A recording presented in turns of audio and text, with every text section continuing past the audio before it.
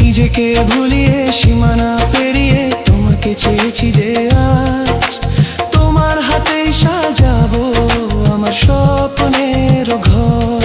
আমি তোমার প্রেমে পড়ে দুনিয়া ভুলে গেছি।